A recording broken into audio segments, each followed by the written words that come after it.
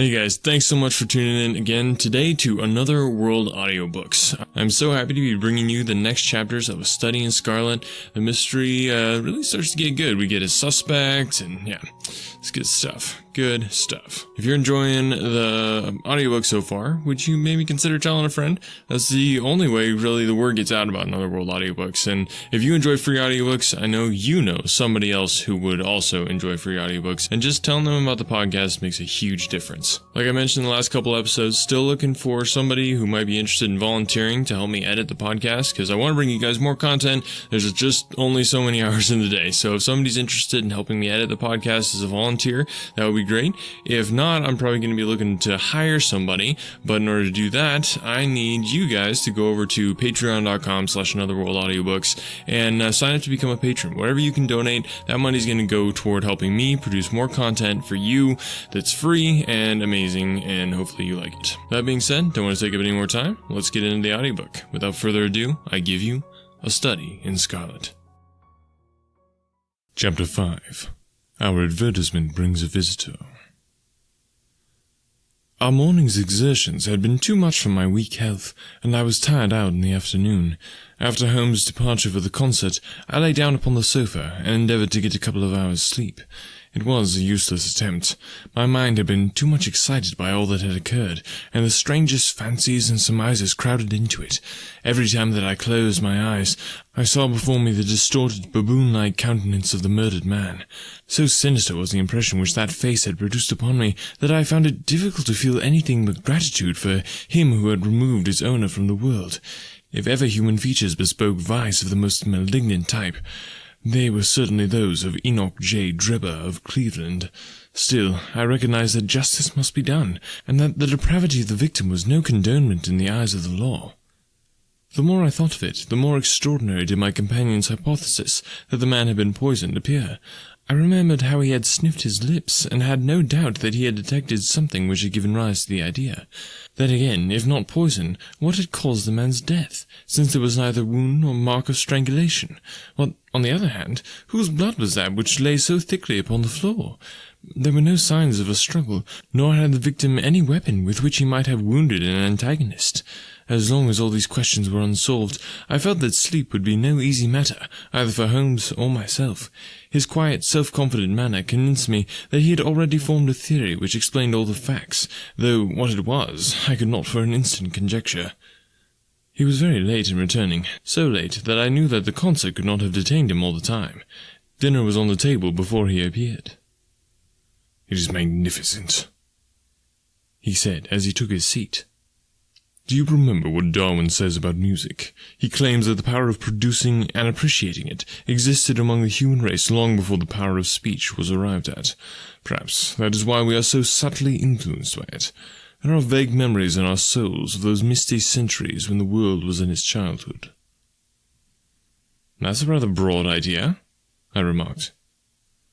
"One's ideas must be broad as nature, if they are to interpret nature," he answered. "What's the matter? You're not looking quite yourself. This Brixton Road affair has upset you?" "To tell the truth, it has," I said. "I ought to be more case-hardened after my own Afghan experiences. I saw my own comrades hacked to pieces at my wand without losing my nerve." "I can understand. There is a mystery about this which stimulates the imagination. Where there is no imagination, there is no horror. Have you seen the evening paper?" "No." "It gives a fairly good account of the affair. It does not mention the fact that when the man was raised up, a woman's wedding ring fell upon the floor. It is just as well it does not." "Why?" "Look at this advertisement," he answered. "I had one sent to every paper this morning immediately after the affair." He threw the paper across to me, and I glanced at the place indicated. It was the first announcement in the Found column. "In Brixton Road this morning," it ran. "A plain gold wedding ring found in the roadway between the White Hart Tavern and Holland Grove. Apply Dr. Watson, 221B, Baker Street, between 8 and 9 this evening." "Excuse me using your name," he said. "If I use my own, some of these dunderheads would recognize it and want to meddle in the affair." "That is all right," I answered. "But supposing anyone applies, I have no ring." "Oh yes, you have," said he, handing me one.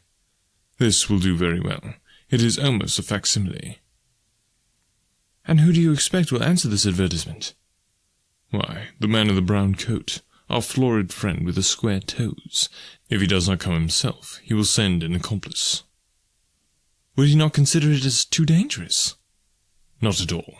If my view of the case is correct, and I have every reason to believe that it is, this man would rather risk anything than lose the ring. According to my notion, he dropped it while stooping over Drebber's body, and did not miss it at the time. After leaving the house, he discovered his loss and hurried back, but found the police already in possession, owing to his own folly in leaving the candle burning. He had to pretend to be drunk in order to allay the suspicions which might have been aroused by his appearance at the gate.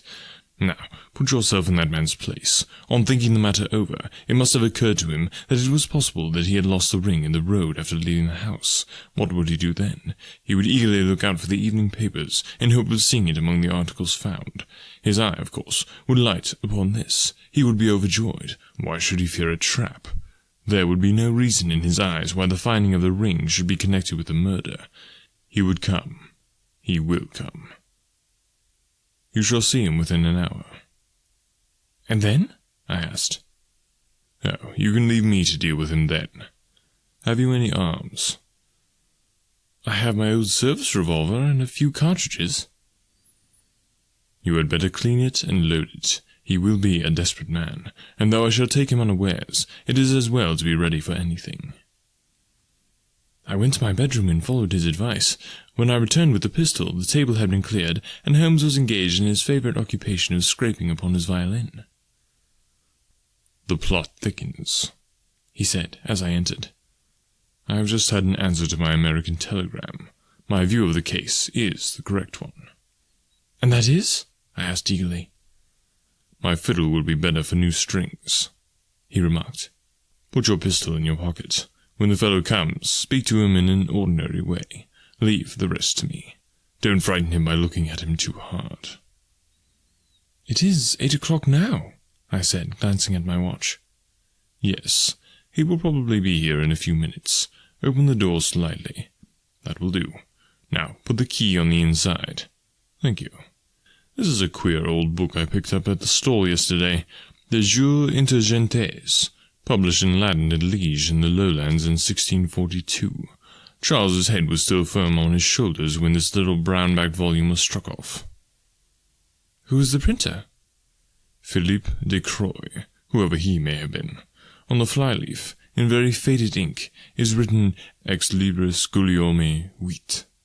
I wonder who William White was. Some pragmatical 17th century lawyer, I suppose. His writing has a legal twist about it. Here comes our man, I think." As he spoke, there was a sharp ring at the bell. Sherlock Holmes rose softly and moved his chair in the direction of the door. We heard the servant pass along the hall and the sharp click of the latch as he opened it. "Does Dr. Watson live here?" asked a clear but rather harsh voice. We could not hear the servant's reply, but the door closed, and someone began to ascend the stairs. The footfall was an uncertain and shuffling one. A look of surprise passed over the face of my companion as he listened to it. It came slowly along the passage, and there was a feeble tap at the door. "Come in," I cried. At my summons, instead of the man of violence whom we expected, a very old and wrinkled woman hobbled into the apartment. She appeared to be dazzled by the sudden blaze of light, and after dropping a curtsy, she stood blinking at us, with her bleared eyes and fumbling in her pocket with nervous, shaky fingers. I glanced at my companion, and his face had assumed such a disconsolate expression that it was all I could do to keep my countenance. The old crone drew out an evening paper and pointed at our advertisement. "It's this it has brought me, good gentlemen," she said, dropping another curtsy.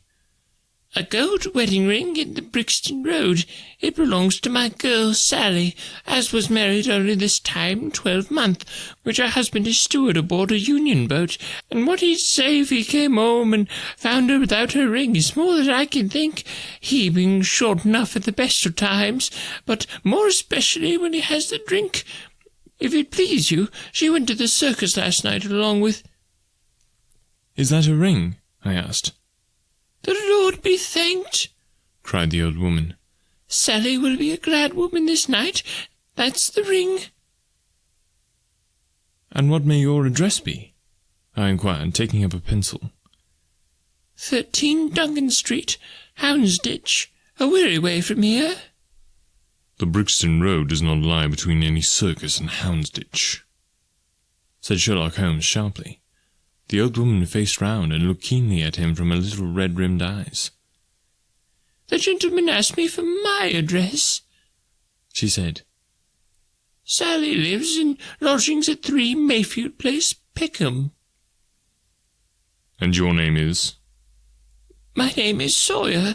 Hers is Dennis, which Tom Dennis married her, and a smart, clean lad, too, as long as he's at sea, and no steward in the company more thought of. But when on shore, what with the women and what with liquor shops. Here is your ring, Mrs. Sawyer, I interrupted, in obedience to a sign from my companion. It clearly belongs to your daughter, and I am glad to be able to restore it to the rightful owner. With many mumbled blessings and protestations of gratitude, the old crone packed it away in her pocket and shuffled off down the stairs. Sherlock Holmes sprang to his feet the moment she was gone and rushed into his room. He returned in a few seconds, enveloped in an ulster and a cravat. "I'll follow her," he said hurriedly. "She must be an accomplice, and will lead me to him. Wait up for me." The hall door had hardly slammed behind our visitor before Holmes had descended the stair. Looking through the window, I could see her walking feebly along the other side, while her pursuer dogged her some little distance behind. Either his whole theory is incorrect, I thought to myself, or else he will be led now to the heart of the mystery. There was no need for him to ask me to wait up for him, for I felt that sleep was impossible until I heard the results of his adventure. It was close upon 9 when he set out. I had no idea how long he might be, but I sat stolidly, puffing my pipe and skipping over the pages of Henry Murger's Vie de Bohème. 10 o'clock passed, and I heard the footsteps of the maid as they pattered off to bed. 11, and the more stately tread of the landlady passed my door, bound for the same destination. It was close upon 12 before I heard the sharp sound of his latchkey. The instant he entered, I saw by his face that he had not been successful. Amusement and chagrin seemed to be struggling for the mastery, until the former suddenly carried the day, and he burst into a hearty laugh. "I wouldn't have Scotland Yard as knowed for the world," he cried, dropping into his chair. "I've chaffed them so much that they would never have let me hear the end of it. I can afford to laugh, because I know that I will be even with them in the long run." "What is it, then?" I asked. "Oh, I don't mind telling a story against myself. That creature had gone a little way when she began to limp and show every sign of being footsore. Presently she came to a halt and hailed a four-wheeler which was passing. I managed to be close to her, so as to hear the address, but I need not have been so anxious, for she sang it out loud enough to be heard at the other side of the street. 'Drive to 13 Duncan Street, Houndsditch,' she cried. This begins to look genuine, I thought, and having seen her safely inside, I perched myself behind. That's an art which every detective should be expert at. Well, away we rattled, and never drew rein until we reached the street in question. I hopped off before we came to the door, and strolled down the street in an easy, lounging way. I saw the cab pull up. The driver jumped down, and I saw him open the door and stand expectantly. Nothing came out, though. When I reached him, he was groping about frantically in the empty cab, and giving vent to the finest assorted collection of oaths that ever I listened to. There was no sign or trace of his passenger, and I fear it will be some time before he gets his fare. On inquiring at number 13, we found that the house belonged to a respectable paper-hanger named Keswick, and that no one of the name either of Sawyer or Dennis had ever been heard of there. "You don't mean to say," I cried in amazement, "that the tottering, feeble old woman was able to get out of the cab while it was in motion, without either you or the driver seeing her?" "Old woman be damned," said Sherlock Holmes sharply. "We were the old woman to be so taken in. It must have been a young man, and an active one too, besides being an incomparable actor. The get-up was inimitable. He saw that he was followed, no doubt, and used this means of giving me the slip. It shows that the man we are after is not as lonely as I imagined he was, but has friends who are ready to risk something for him. Now, Doctor, you are looking done up. Take my advice and turn in." I was certainly feeling very weary, so I obeyed his injunction. I left Holmes seated in front of the smouldering fire, and long into the watches of the night I heard the low, melancholy wailings of his violin, and knew that he was still pondering over the strange problem which he had set himself to unravel. Chapter 6. Tobias Gregson shows us what he can do. The papers next day were full of Brixton mystery, as they termed it. Each had a long account of the affair, and some had leaders upon it in addition. There was some information in them which was new to me. I still retain in my scrapbook numerous clippings and extracts bearing upon the case. Here is a condensation of a few of them. The Daily Telegraph remarked that in the history of crime there had seldom been a tragedy which presented stranger features. The German name of the victim, the absence of all other motive, and the sinister inscription on the wall, all pointed to its perpetration by political refugees and revolutionists. The Socialists had many branches in America, and the deceased had, no doubt, infringed their unwritten laws, and been tracked down by them. After alluding airily to Vengericht, Aqua Tofana, Carbonari, the Marchioness de Brinvilliers, the Darwinian theory, the principles of Malthus, and the Ratcliffe highway murders, the article concluded by admonishing the government and advocating a closer watch over foreigners in England. The Standard commented upon the fact that lawless outrages of the sort usually occurred under a liberal administration. They arose from the unsettling of the minds of the masses, and the consequent weakening of all authority. The deceased was an American gentleman who had been residing for some weeks in the metropolis. He had been staying at the boarding-house of Madame Carpentier, in Torre Terrace, Camberwell. He was accompanied in his travels by his private secretary, Mr. Joseph Stangerson. The two bade adieu to their landlady upon Tuesday the 4th instant, and departed to Euston Station with the avowed intention of catching the Liverpool express. They were afterwards seen together upon the platform. Nothing more is known of them until Mr. Drebber's body was, as recorded, discovered in an empty house in the Brixton Road, many miles from Euston. How he came there, or how he met his fate, are questions which are still involved in mystery. Nothing is known of the whereabouts of Stangerson. We are glad to learn that Mr. Lestrade and Mr. Gregson of Scotland Yard are both engaged upon the case, and it is confidently anticipated that these well-known officers will speedily throw light upon the matter. The Daily News observed that there was no doubt as to the crime being a political one. The despotism and hatred of liberalism which animated the continental governments had had the effect of driving to our shores a number of men who might have made excellent citizens, were they not soured by the recollection of all they had undergone. Among these men there was a stringent code of honour, any infringement of which was punished by death. Every effort should be made to find the secretary, Stangerson, and to ascertain some particulars of the habits of the deceased. A great step had been gained by the discovery of the address of the house at which he had boarded, a result which was entirely due to the acuteness and energy of Mr. Gregson of Scotland Yard. Sherlock Holmes and I read these notices over together at breakfast, and they appeared to afford him considerable amusement. I told you, whatever happened, Lestrade and Gregson would be sure to score. That depends on how it turns out. Oh, bless you, it doesn't matter in the least. If the man is caught, it will be on account of their exertions. If he escapes, it will be in spite of their exertions. It's heads I win and tails you lose. Whatever they do, they will have followers. Un sot trouvé, toujours un plus sot qui l'y admire. What on earth is this? I cried, for at this moment there came the pattering of many steps in the hall and on the stairs, accompanied by audible expressions of disgust upon the part of our landlady. It's the Baker Street division of the detective police force, said my companion gravely, and as he spoke there rushed into the room half a dozen of the dirtiest and most ragged street Arabs that ever I clapped eyes on. "Attention!"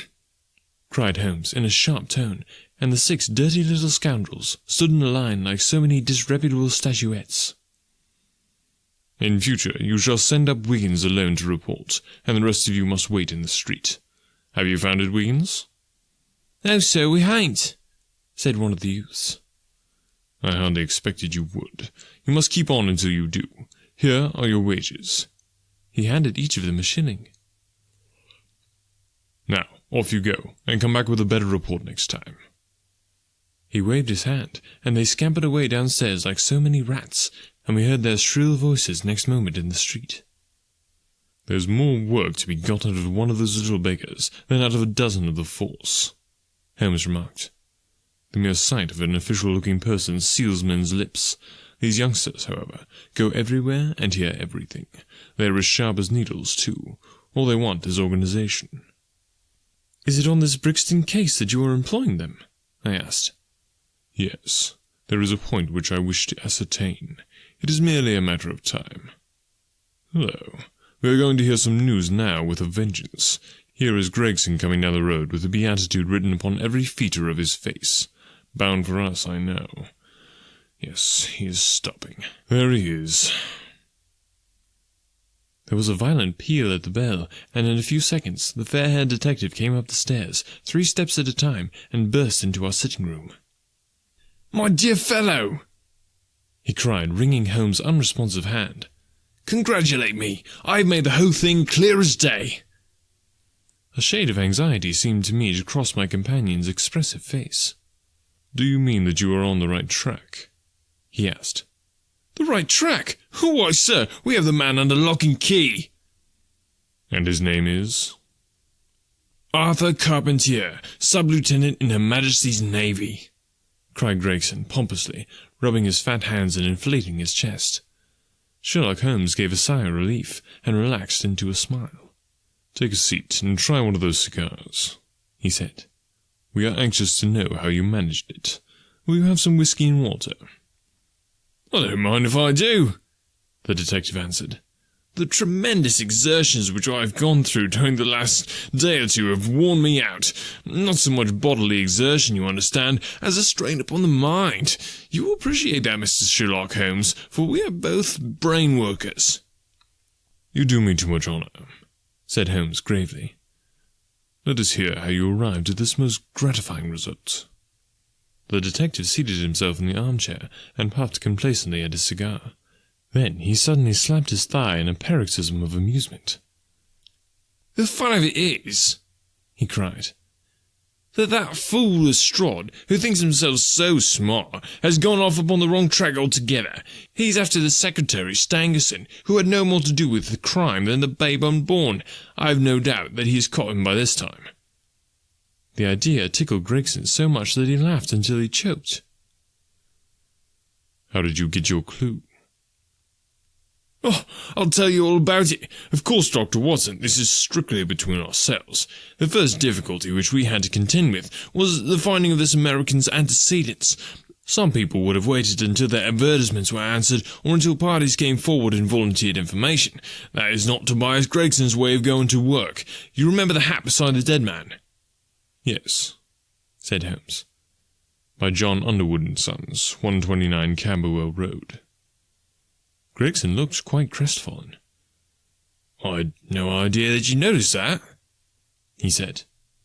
"Have you been there?" "No." "Heh!" cried Gregson in a relieved voice. "You should never neglect a chance, however small it may seem." "To a great mind, nothing is little," remarked Holmes sententiously. "Well, I went to Underwood and asked him if he had sold a hat of that size and description. He looked over his books and came on it at once. He had sent the hat to a Mr. Drebber, residing at Carpentier's boarding establishment, Torquay Terrace. Thus I got at his address." "Smart, very smart," murmured Sherlock Holmes. "I next called upon Madame Carpentier," continued the detective. "I found her very pale and distressed. Her daughter was in the room too, an uncommonly fine girl she is too. She was looking red about the eyes, and her lips trembled as I spoke to her. That didn't escape my notice. I began to smell a rat. You know the feeling, Mr. Sherlock Holmes, when you come upon the right scent, a kind of thrill in your nerves. Have you heard of the mysterious death of your late boarder, Mr. Enoch J. Drebber of Cleveland?" I asked. The mother nodded. She didn't seem able to get out a word. The daughter burst into tears. I felt more than ever that these people knew something of the matter. "At what o'clock did Mr. Drebber leave your house for the train?" I asked. "At 8 o'clock, she said, gulping in her throat to keep down her agitation. His secretary, Mr. Stangerson, said that there were 2 trains, one at 9:15 and one at 11. He was to catch the first." "And was that the last you saw of him?" A terrible change came over the woman's face as I asked the question. Her features turned perfectly livid. It was some seconds before she could get out the single word, "yes," and when it did come out, it was in a husky, unnatural tone. There was silence for a moment, and then the daughter spoke in a calm, clear voice. "No good can ever come of falsehoods, mother," she said. "Let us be frank with this gentleman. We did see Mr. Drebber again."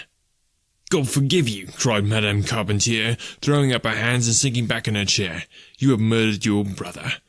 Arthur would rather we spoke the truth, the girl answered firmly. You had best tell me all about it now, I said. Half confidences are worse than none. Besides, you do not know how much we know of it. On your head be it, Alice, cried her mother, and then turning to me, I will tell you all, sir. Do not imagine that my agitation on behalf of my son arises from my fear lest he should have had a hand in this terrible affair. He is utterly innocent of it. My dread is, however, that in your eyes and the eyes of others he may appear to be compromised. That, however, is surely impossible. His high character, his profession, his antecedents would all forbid it. Your best way is to make a clean breast of the facts, I answered. Depend upon it, if your son is innocent, he will be none the worse. Perhaps, Alice, you had better leave us together, she said, and her daughter withdrew. Now, sir, she continued, I had no intention of telling you all this, but since my poor daughter has disclosed it, I have no alternative. Having once decided to speak, I will tell you all without omitting any particular. It is your wisest course, said I. Mr. Drebber had been with us nearly 3 weeks. He and his secretary, Mr. Stangerson, had been travelling on the continent. I noticed the Copenhagen label upon each of their trunks, showing that had been their last stopping place. Stangerson was a quiet, reserved man, but his employer, I am sorry to say, was far otherwise. He was coarse in his habits and brutish in his ways. The very night of his arrival, he became very much the worse for drink, and, indeed, after 12 o'clock in the day, he could hardly ever be said to be sober. His manners towards the maidservants were disgustingly free and familiar. Worst of all, he speedily assumed the same attitude towards my daughter, Alice, and spoke to her more than once in a way which, fortunately, she is too innocent to understand. On one occasion, he actually seized her in his arms and embraced her, an outrage which caused his own secretary to reproach him for his unmanly conduct. But why did you stand all this? I asked. I suppose you can get rid of your boarders when you wish? Mrs. Carpentier blushed at my pertinent question. Would to God that I had given him notice on the very day that he came, she said. But it was a sore temptation. They were paying £1 a day each, £14 a week, and this is the slack season. I am a widow, and my boy in the Navy has cost me much. I grudged to lose the money. I acted for the best. This last was too much, however, and I gave him notice to leave on account of it. That was the reason for his going. Well? My heart grew light when I saw him drive away. My son is on leave just now, and I did not tell him anything of all this, for his temper is violent, and he is passionately fond of his sister. When I closed the door behind them, a load seemed to be lifted from my mind. Alas, in less than an hour there was a ring at the bell, and I learned that Mr. Drebber had returned. He was much excited, and evidently the worse for drink. He forced his way into the room where I was sitting with my daughter, and made some incoherent remark about having missed his train. He then turned to Alice, and before my very face proposed to her that she should fly with him. You are of age, he said, and there is no law to stop you. I have money enough and to spare. Never mind the old girl here, but come along with me now straight away. You shall live like a princess. Poor Alice was so frightened that she shrunk away from him, but he caught her by the wrist and endeavoured to draw her towards the door. I screamed, and at that moment my son Arthur came into the room. What happened then I do not know. I heard oaths and the confused sounds of a scuffle. I was too terrified to raise my head. When I did look up, I saw Arthur standing in the doorway laughing, with a stick in his hand. I don't think that fine fellow will trouble us again, he said. I will just go after him and see what he does with himself. With those words, he took his hat and started off down the street. The next morning, we heard of Mr. Drebber's mysterious death. This statement came from Mrs. Carpentier's lips, with gasps and pauses. At times she spoke so low that I could hardly catch the words. I made shorthand notes of all that she said, however, so that there should be no possibility of a mistake. It's quite exciting, said Sherlock Holmes with a yawn. What happened next? When Mrs. Carpentier paused, the detective continued, I saw that the whole case hung upon one point. Fixing her with my eye in a way which I always found effective with women, I asked her at what hour her son returned. I do not know, she answered. Not know? No, he has a latchkey, and he let himself in. After you went to bed? Yes. When did you go to bed? About 11. So your son was gone at least 2 hours? Yes. Possibly 4 or 5? Yes. What was he doing during that time? I do not know, she answered, turning white to her very lips. Of course, after that, there was nothing more to be done. I found out where Lieutenant Carpentier was, took 2 officers with me, and arrested him. When I touched him on the shoulder and warned him to come quietly with us, he answered us as bold as brass.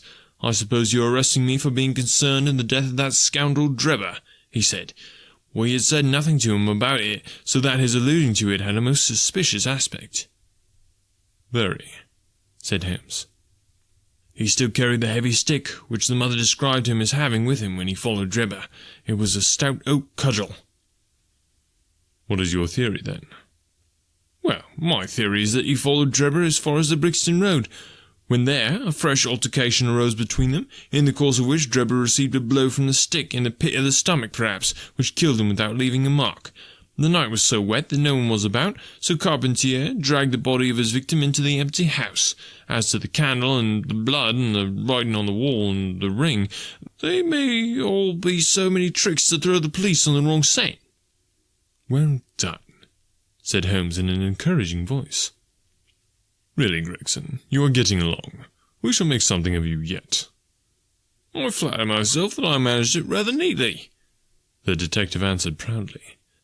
The young man volunteered a statement, in which he said that after following Drebber some time, the latter perceived him and took a cab in order to get away from him.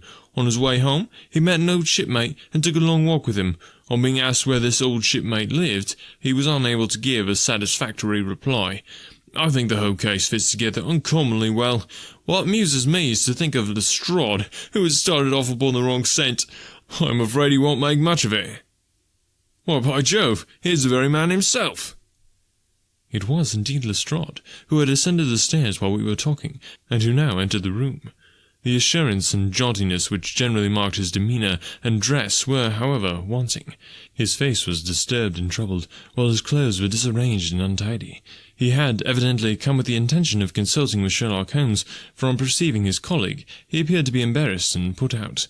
He stood in the centre of the room, fumbling nervously with his hat and uncertain what to do. "This is a most extraordinary case," he said at last. "A most incomprehensible affair."